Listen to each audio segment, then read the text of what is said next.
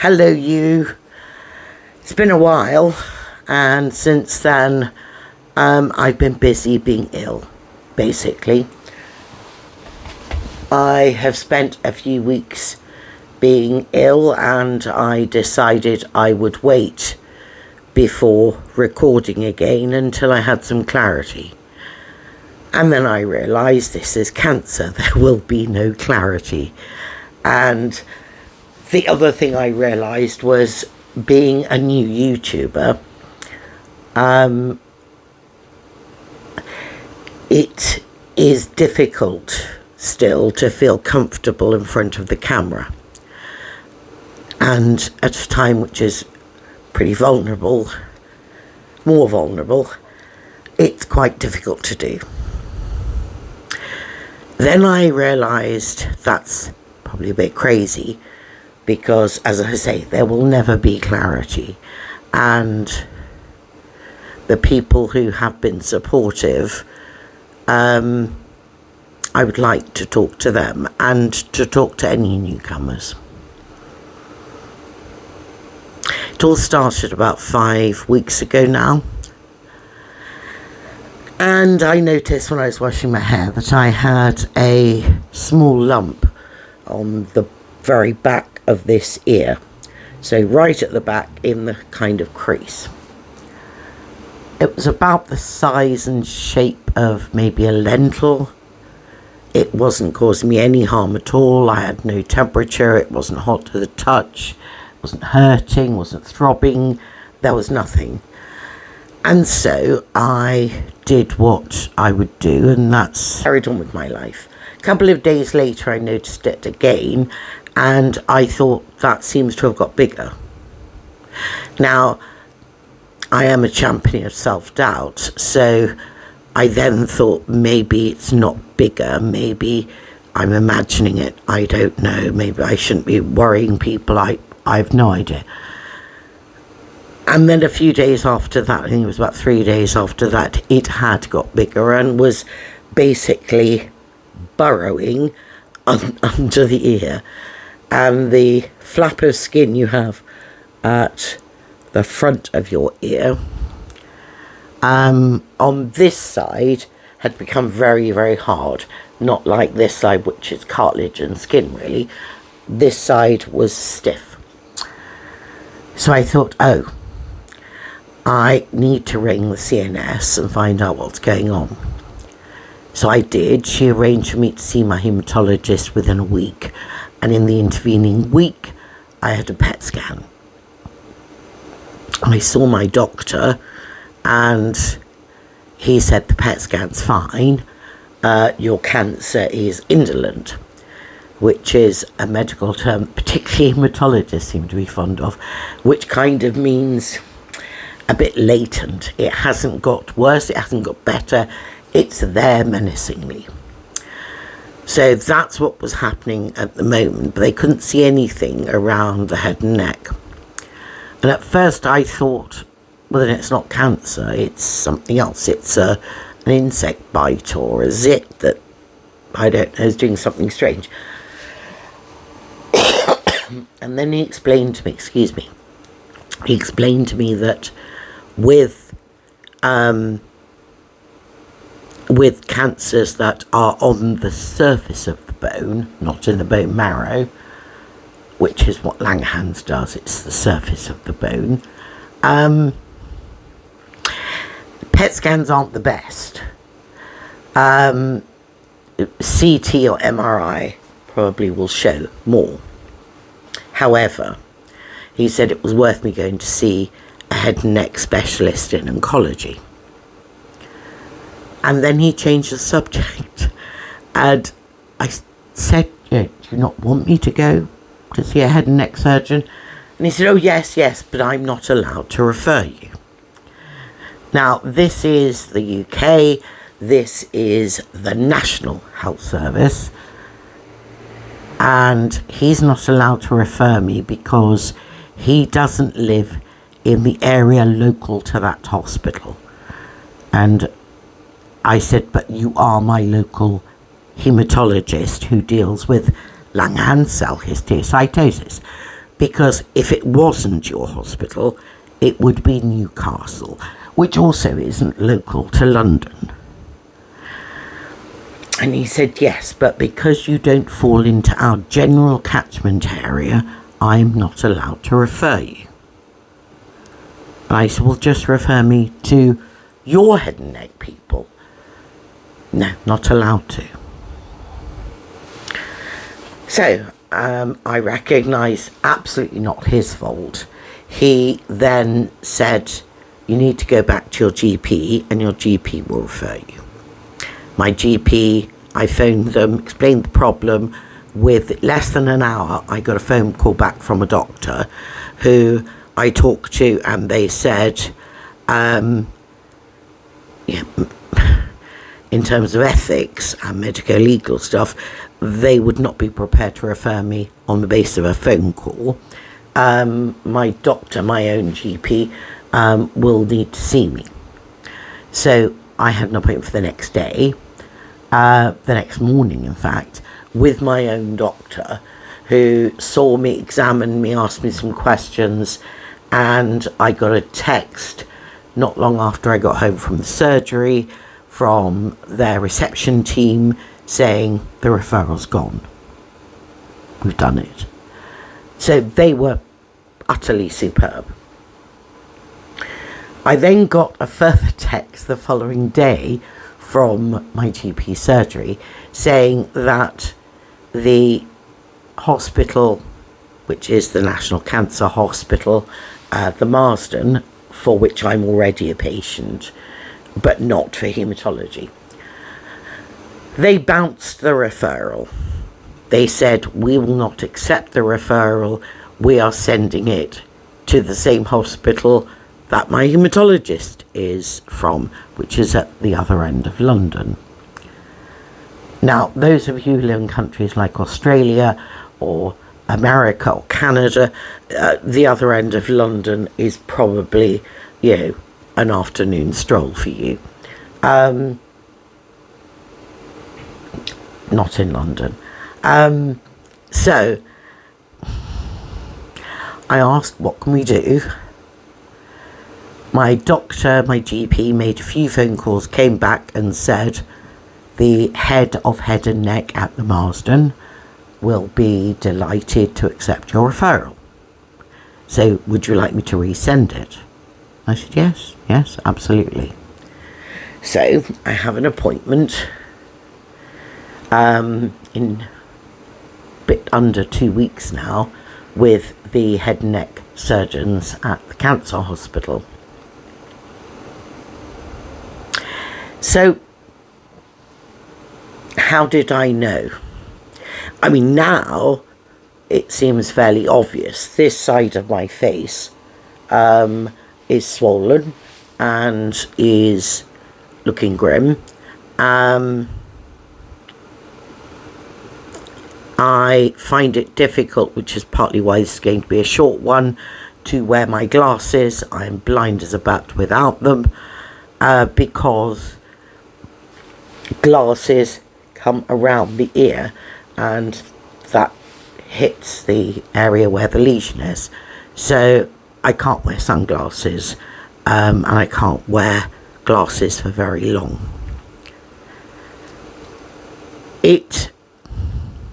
See, I'm hesitant to say the word pain, knowing that a lot of my audience have cancer or have serious long-term diseases. And compared to some of those people, no, I'm not in pain. But it is severe discomfort, and I'm always aware of it.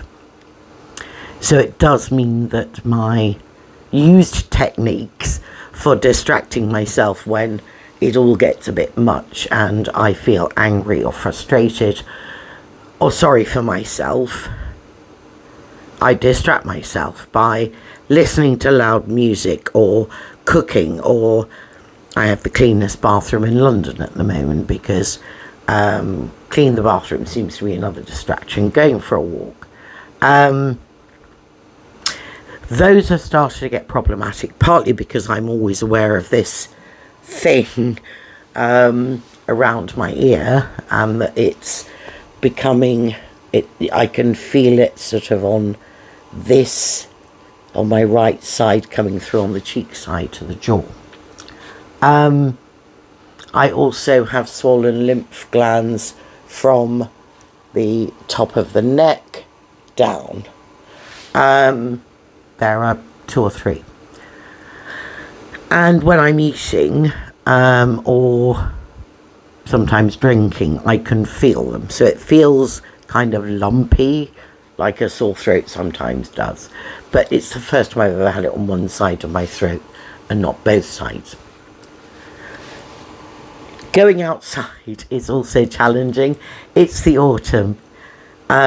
Season of mist and mellow fruitfulness and lots of wind. And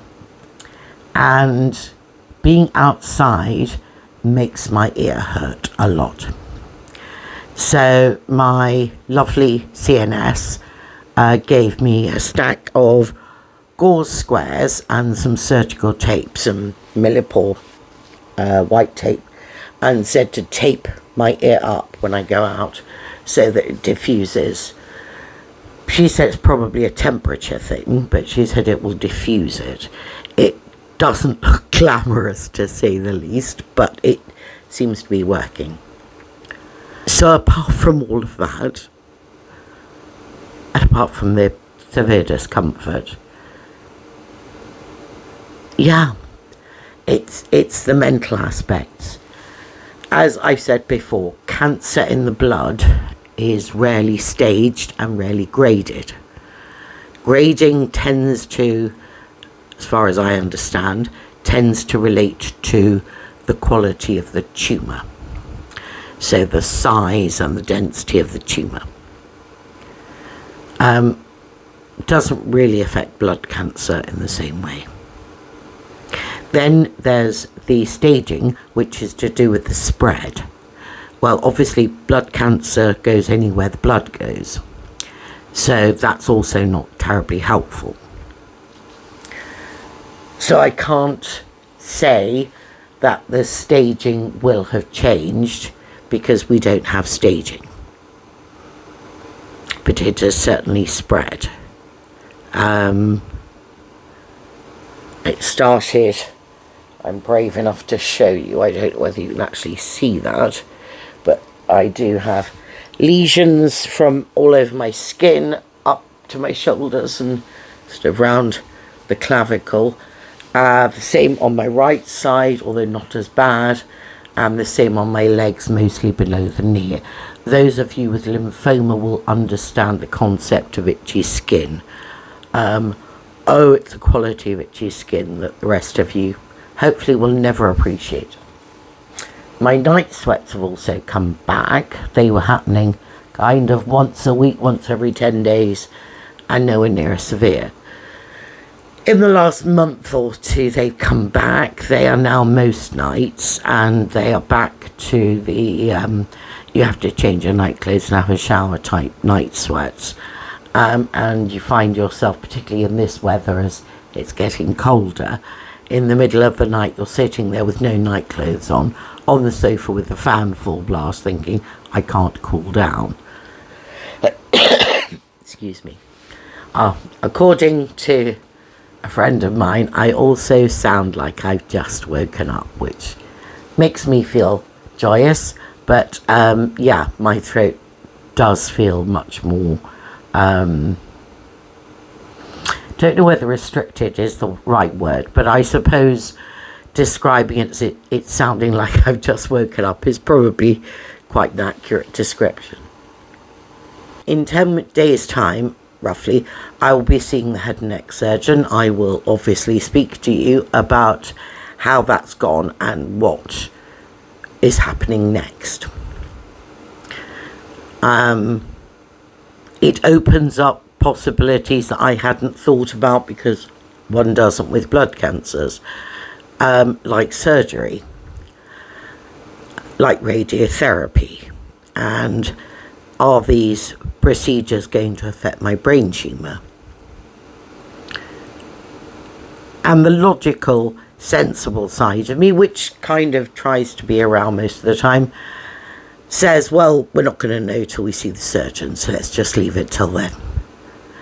But there's another part of your brain which is saying, oh no, I've got cancer. Please don't forget about it and think it's not going away on its own. And yeah, it does worry you then. It does. And in many, many ways, it's like being right the way back to when I was first diagnosed, mentally, where you're slightly panicking inside and holding it together and thinking, okay, well, this needs to happen and this needs to happen, and I wonder about this and I wonder about that. But a million other thoughts go through your head, and it's harder to connect with other human beings. Not because, as I was describing to someone recently, not because you're lonely, it's because you're isolated. And cancer does make one feel very isolated. So however many or few loved ones or people who care for you you have around you, it makes no difference, because it's your body that is trying to kill you. So, what can I do for the next 10 days? Well, one of the things I found which is very, very irritating is I can't really do headphones. Earbuds are out of the question. But even over-the-ear headphones, which I tend to prefer anyway, particularly for music, they have to have a really big cap on them for them not to press against my ear. So there's that. I can't wear earrings, and that's really peeing me off, because I do like earrings. I can't wear them because obviously on my right side that causes no end of problems. So those things are bad. But what I did notice is that I'm still in a very fortunate position of being able to continue with mostly a normal life. Mostly. I can cook, I can go for walks, I can go to the shops, I can travel. I can still do things. And those are the respite that one gets between the bouts of OMF. What am I going to do? And stopping yourself running away with things and imagining all sorts of awful scenarios. Because it's really tempting. And as they say, nature abhors a vacuum. So if you have no information, your brain will put some in there, because better that than nothing. So it's been quite important to try and do things that have a future to them. And I don't mean in the grand sense of things. I'm not just about to become a UN envoy or something. I mean planning for the future. Not in a morbid way, but in a, I keep thinking how to get round to doing this. Why don't I just get on and do it? That sort of planning for the future. So that's how I've been spending the last X number of weeks. I'm sorry that I haven't been around, but as I say, I really did to and fro about whether to wait for clarity or whether to continue as is. And I have had actually a couple of subscribers comment about, yeah, are you okay? We haven't heard from you. How are you? And so I felt that actually my own discomfort anyway at appearing on camera, I needed to suck it up a bit and just get on with what I wanted to do. So I shall see you soon, and I will talk more about what has happened with the head and neck surgeon. And until then, please press the like button. That will be really helpful for me. And if you're so motivated, subscribe, and I will see you very soon in the next one. Cheers.